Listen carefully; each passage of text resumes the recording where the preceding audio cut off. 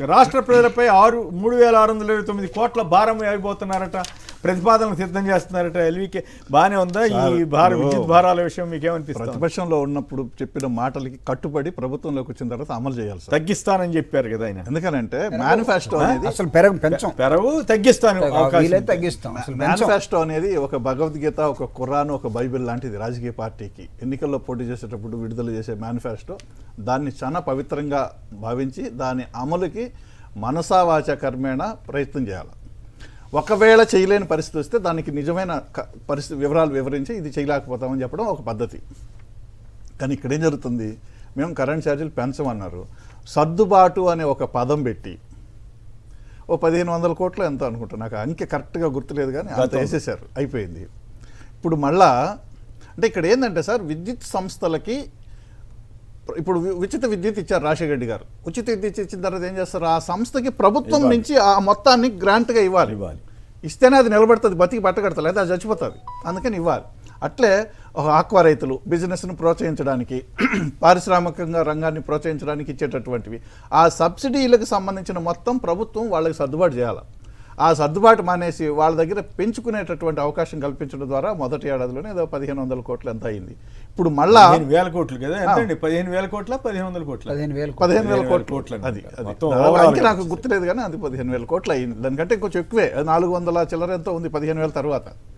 ఇప్పుడు మళ్ళా ధరలు పెంచుకోవడానికి వాళ్ళు అనగానే ప్రభుత్వం ఒకసారిగా ఏదో పచ్చ జెండా ఊపేసి ఆల్మోస్ట్ లెక్కలు ఏదో వేసుకుంటూ ఉన్నారు.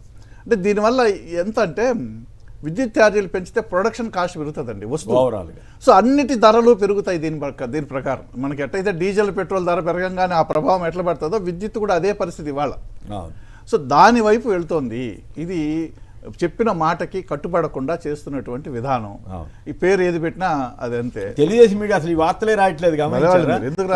అంతకుముందు సర్దుబాటు ఛార్జీలు పెరిగిపోయినాయి, ఇంకేముంది ఇష్టారాజ్యంగా జగన్ గారు గవర్నమెంట్ చిన్న మాట చెప్పాలి. సరే, వైసీపీ గవర్నమెంట్ ఉండగా ఏపీలో జీతాలు రానట్టే, జీతాలు రావట్లేదు అంటే 3 రోజుల గ్యాప్లో వస్తారు.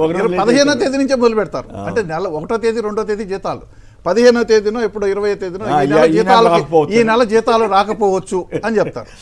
సరే, 25వ తేదీ వచ్చేటప్పటికి జీతాలు రానట్టే, 27, 28కి వచ్చేటప్పటికి ఏదో ప్రయత్నం చేస్తున్నారు, ఏమీ సఫలం కావడం లేదు, ఇది అయిపోతుంది.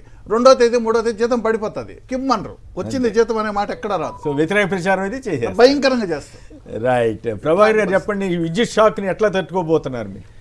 సార్, ఇది మనం ప్రజలందరూ కూడా అంటే ఆ బిల్లు చూసి వాళ్ళకి షాక్ కొడుతూ ఉంది. నెంబర్ 1 అంటే పాపం వీళ్ళందరూ ఎట్లా ఫీల్ అవుతున్నారంటే సార్, ఈరోజు అంటే ఎలక్షన్ టైంలో మేనిఫెస్టోని చంద్రబాబు నాయుడు గారు వాళ్ళ కూటమి అంటే వాళ్ళిద్దరే పాపం, బీజేపీ లేదు ఆ మేనిఫెస్టోలో.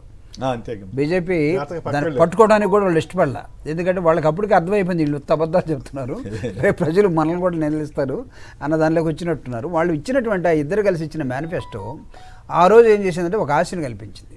అసలు ఏదేమైనా సరే తగ్గిస్తాం కానీ పెంచం సార్. ఆ బయట ఉంటే చంద్రబాబు నాయుడు గారిది కానీ పవన్ కళ్యాణ్ గారిది కానీ విద్యుత్ ఛార్జీల మీద ఆ మండు టెండర్లో వాళ్ళు అలసిపోయి ఉండొచ్చు. ప్రజలు కల్పించిన ఆశ ఏంటంటే అసలు విద్యుత్ ఛార్జీలు పెంచం ఎట్టి పరిస్థితుల్లో అన్న వ్యక్తులు అది ఆ రోజు బ్రహ్మాండంగా రాశారు. మీరన్న ఎల్లో మీడియా వాళ్ళు ఈరోజు పెంచితే రాయట్లేదు కానీ పెంచము జీవితకాలం అన్నది తలకాయన అక్షరాలు పెట్టి రాసేసారు. అంటే ప్రజల్ని మోసం చేయటంలో వాళ్లే కాదు, వాళ్ళు చెప్పిందని మేము కూడా మీకు రిటర్న్గా చెప్తున్నాం అన్నట్టుగా రాశారు. ఈరోజు ఇది 2వసారి ఈ విద్యుత్ ఛార్జీలు పెంచడం, 2వసారో 3వసారో టకటక వెళ్ళిపోతా ఉన్నాయి, పెంచుకుంటూ వెళ్ళిపోతున్నారు. సర్దుబాటు ఛార్జీల పేరు మీద ఏదో అసలు అంటే ఏ పేరైతే సార్ జనాలకు చెప్పడం, వాళ్ళు వాటిని కూడా జగన్ గారి గవర్నమెంట్ లో వాటన్నింటిని వ్యతిరేకించారు కదా. వ్యతిరేకించడమే కాదు, దుష్ప్రచారం. జగన్మోహన్ రెడ్డి గారు ఒకవేళ ఏదన్నా పొరపాటున ఒకటి అంతకుముందు ఆనందం ఏమన్నా అని ఉంటే దాన్ని భయంకరంగా ఇప్పుడేమో ఆకాశానికి ఎత్తడం, అప్పుడేమో భూమిలో తొక్కటం. ఇప్పుడు ఆ పత్రికలకి నిజంగా స్వేచ్ఛ అనేది ఉంటే, మనసు అనేది ఉంటే రాయాలిగా. అనివార్య కారణాల వల్ల పెంచాల్సి కనీసం అట్లానే చెప్పి అంటే ఛార్జీలు పెరుగుతాయనన్నా ఇన్ఫర్మేషన్ ఇవ్వాలి కదా అంటారు. ఇవ్వాలి కదా నీకు అదేమి లేకుండా ఇద్దరు అంటే చంద్రబాబు గారు దీనికి ఒక థీరీ తయారు చేయగలరా? ఏ విషయానికి ఆ విషయం ఒప్పుకోవాలి. ఆయనకు ఉన్నటువంటి సామర్థ్యం ఏంటంటే దానికి ఒక థీరీ వెళ్ళి మొత్తం వైసీపీ మీద నెట్టేయగలరు, దాన్ని వీళ్ళు ప్రచారం చేయగలరు. అప్పుడు రాశారు కదా ఛార్జీలు పెరిగినప్పుడు వైసీపీ వల్లే ఛార్జీలు పెరిగినని రాసేశారు ఉత్సాహంగా. ఇప్పుడు కూడా ప్రతిదీ జగన్మోహన్ రెడ్డి గారి వల్లే జరిగింది, వైసీపీ వల్లే జరిగింది. 5 సంవత్సరాలు ఈ రాష్ట్రంలో జరిగింది పెంచకపోవడం వల్ల ఇప్పుడు పెంచాల్సి వచ్చింది ఇట్లా కూడా రాశారు. ఆయన మాట మీద నిలబడ్డాడు, నేను ఎందుకు నిలబడతాను, నా నైజం అది కాదు అన్న దశలోకి వెళ్ళిపోతే అంటే రాజశేఖర రెడ్డి గారు కరెంటు ఛార్జీలు కానీ రైతులు కానీ ఫ్రీ కరెంటు కానీ ఆయన రైతులకి కోసం స్పష్ట సంతకం కానీ ఇవన్నీ ప్రజలు ఇప్పుడు గుర్తించుకుంటున్నారు సార్. అంటే ఒక ముఖ్యమంత్రి తన ఆలోచన విధానం ప్రజలకు ఇచ్చిన మాట మీద మొట్టమొదటి సంతకం రైతుల కోసం చేయటం, అదేవిధంగా ఆయన పరిపాలించినంత కాలం కూడా ఎలా చాలా జాగ్రత్తగా రైతులకి ఈ విద్యుత్ ఛార్జీలు కానీ ప్రజలకు కానీ పడకుండా ఇంకో 2 నిమిషాలు ఉన్నాయి క్రైసిస్ ఉన్నప్పుడు కూడా. రైట్, ఇంకో 2 నిమిషాలు ఉన్నాయి. ప్రధానంగా ఒకటి ఈ రాజధాని రైతులకు సంబంధించి కొత్త పందా వాళ్ళు మైక్ పట్టుకుని తిరుగుతున్నారు. అంటే వాళ్ళలో రియలైజేషన్ వచ్చిందా? వడ్డే శోభనేశ్వరరావు లాంటి వాళ్ళు గట్టిగా అయ్యో మీరు రైతులు అక్కడ నష్టపోతారని చెప్పడం వల్ల, లేకపోతే ఏ కారణం వల్ల? మరోవైపు తెలుగుదేశం మీడియా ఇక్కడో రకంగా కరేడ్లో ఇంకో రకంగా ప్రచారం చేస్తుంది. ఊరి దగ్గర అక్కడ ఇండోసోల్కి ఇచ్చిన భూమిని వెనక్కి లాక్కుని మరి కొత్త వివాదాస్పద భూమి తీసుకోవాలని చెబుతుంది.